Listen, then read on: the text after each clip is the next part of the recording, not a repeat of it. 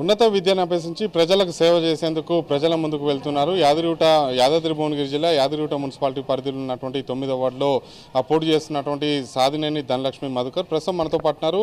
అసలు ఏమేమి సమస్యలు వారి దృష్టికి వచ్చినాయో తెలుసుకుందాం. చెప్పండి, అంటే ప్రధానంగా 9వ వార్డులో ఏమేమి సమస్యలు ఉన్నాయి, ప్రజలకు ఓటు అడిగేటువంటి సమయంలో ఎట్లాంటి హామీలు ఇస్తున్నారు?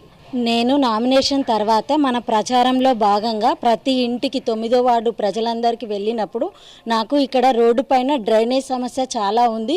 రోడ్లు లేక చాలామంది ప్రజలు ఇబ్బంది పడుతున్నారు. రోడ్డు పైన ఎక్కడికక్కడ నీళ్లు ఆగి దానిపైన ఈగలు దోమలు వచ్చి ప్రజలు కూడా చాలా ఇబ్బంది. మాకు బాగాలేదు, కొంచెం హెల్త్ బాగాలేదు, స్మెల్ వస్తుంది, కొంచెం అస్వస్థతకు గురయ్యామని చెప్తున్నారు. నేను ఫస్ట్ గెలిచిన తర్వాత ఆ ప్రాబ్లమ్ని సాల్వ్ చేద్దామని అనుకుంటున్నాను. మళ్ళీ నా ప్రచారంలో భాగంగా నేను వెళ్తున్నప్పుడు ఎక్కడికక్కడ స్ట్రీట్ లైట్లు లేవు, చాలా చీకటిగా ఉంది.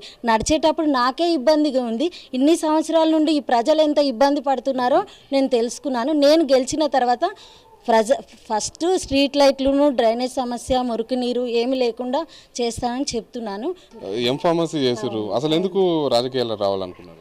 ఎందుకంటే గత ప్రభుత్వంలో గత 5 సంవత్సరాల కిందట గెలిచిన సిపిఐ కాంగ్రెస్ గెలిచిన అతను ఏమీ చేయలేదు. మా పాతగుట్ట లక్ష్మీ నరసింహస్వామి గుడి దగ్గరకు వచ్చే భక్తులు చాలా ఇబ్బంది పడుతున్నారు. అక్కడ రోడ్డు కూడా సరిగ్గా లేదు, అక్కడ కనీసం వాళ్ళకు వసతులు లేవు, మంచినీరు లేవు. సో వాళ్ళు ఇబ్బంది పడుతున్నారు. నా వంతు సహాయం నేను చేద్దామని, మనం ఎందుకు చేయొద్దు, చదువుకున్న వాళ్ళం ప్రజలను ఎంకరేజ్మెంట్ చేయాలనే నేను వస్తున్నాను. మనకు ప్రభుత్వం ఇచ్చినటువంటి ఇందిరమ్మ ఇండ్లు, నెక్స్ట్ అది వడ్డీ లేని రుణాలు ఉన్నాయి కదా, అవి నేను ప్రోత్సహించడానికి నేను వస్తున్నాను. అంటే ఒక ఆడబిడ్డగా మీరు ఇంటింటికి తిరిగి ఓటు అడుగుతున్నటువంటి సమయంలో ఆడబిడ్డలు కావచ్చు, మిగతా అన్ని వర్గాల నుంచి రెస్పాన్స్ ఎట్లా ఉన్నది? చాలా బాగుంది. ప్రజలలోకి వెళ్ళావు, నువ్వు ఒక అక్కగా చెల్లెగా తోడుంటున్నావు అని చాలా రెస్పాన్స్ ఇచ్చారు నాకు. చెప్పండి, అంటే ప్రధానంగా ఇక్కడ సమస్యలు కొన్ని ఉన్నాయి, డ్రైనేజ్ సమస్య అంటున్నారు, ఇంకా ఎట్లాంటి హామీలు ఇస్తున్నారు? మరి మనం చూసుకున్నట్టయితే ఈ 9వ వార్డులో ప్రధానంగా 3 సెగ్మెంట్లు ఉంటాయండి. పాతగుట్ట, ఇందిరా కాలనీ, మరి అలాగే ప్రశాంత్ నగర్. పాతగుట్ట సమస్యకు వచ్చేసరికి అది ప్రసిద్ధ పుణ్యక్షేత్రం. ఇప్పుడు 2012-13లో గతంలో నేను ఎంపీటీసీ ఉన్న పరిధిలో ఆ టైంలో వేసిన రోడ్డు తప్ప ఇప్పటి వరకు 2026 వరకు రోడ్డు పని కాలేదు. గౌరవ ఎమ్మెల్యే గారు మా బీర్ల ఐలన్న గారు ఆధ్వర్యంలో మొన్న మేమందరం రిక్వెస్ట్ చేస్తే ఈ కాంగ్రెస్ పార్టీ హయాంలో రోడ్ స్టార్ట్ చేయడం జరిగింది. అది వేగవంతంగా చేసి భక్తులకు సౌకర్యార్థం భక్తులు వచ్చేటట్టుగా మేము ఆ రోడ్ని సౌకర్యంగా కొన్ని కుటుంబాలు ఆధారపడి ఉన్నాయి. పాతగుట్ట దేవస్థానంలో కొన్ని కుటుంబాలు ఆధారపడి ఉన్నాయి. భక్తులకు సౌకర్యార్థం రోడ్డు కానీ సీసీ రోడ్లు, బీటీ రోడ్లు, స్ట్రీట్ లైట్స్ చేయడం వల్ల ఏమవుతుందంటే జీవనోపాధి అనేది పెరుగుతుంది. సో అదొక భాగంగా పాతగుట్టలో కావచ్చు. మరి అలాగే ఇందిరా కాలనీ అయితే మీరు చూసుకున్నట్టయితే ఈ 5 సంవత్సరాల్లో ఏం మాత్రం కూడా ఒక్క పని కూడా జరగలేదు. మురికి కాలువలు, డ్రైనేజ్ వ్యవస్థ, స్ట్రీట్ లైట్స్ ఏ మాత్రం లేదు. అక్కడ జనం ఎంత విసిగిపోయి ఉన్నారంటే వెళ్ళేసరికి ఈ 12 సంవత్సరాలలో ఏ ఎమ్మెల్యే కూడా అక్కడ అడుగుపెట్టింది లేదు.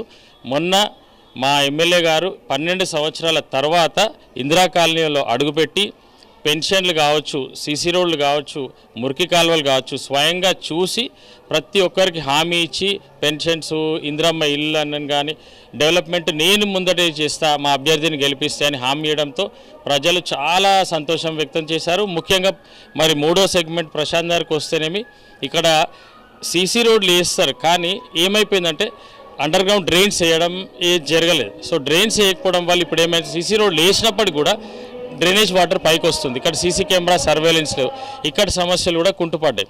సో మేము ఈ 3 సెగ్మెంట్ల మీద నేను మా అభ్యర్థి సతీమణి గారు ఇద్దరం కూడా చాలా డీప్గా వెళ్ళి ఖచ్చితంగా రాబోయే రోజుల్లో గౌరవ మా ఎమ్మెల్యే బీర్ల ఐలన్న గారి సహకారంతో ఎట్టి పరిస్థితుల్లో అన్ని ప్రాబ్లమ్స్ సాల్వ్ చేసేటట్టుగా ప్రభుత్వ సహకారంతో చేయాలని ముందుకెళ్తున్నాం. గెలుస్తా అన్న ధీమా ఉందా? గెలిస్తే ఎంత మెజార్టీ రాబోతుంది? గెలుస్తా అన్న ధీమా మాకు ఎప్పటి నుంచో ఉంది. ఎందుకంటే ప్రజలు ఎక్కడికి వెళ్ళినా గత పాలకుల దాంట్లో విసిగిపోయి ఉన్నారు. గత మున్సిపల్ అభ్యర్థులు కానీ ఎవ్వరు కూడా సరిగా పనిచేయలేదు, డిసప్పాయింట్గా ఉన్నారు.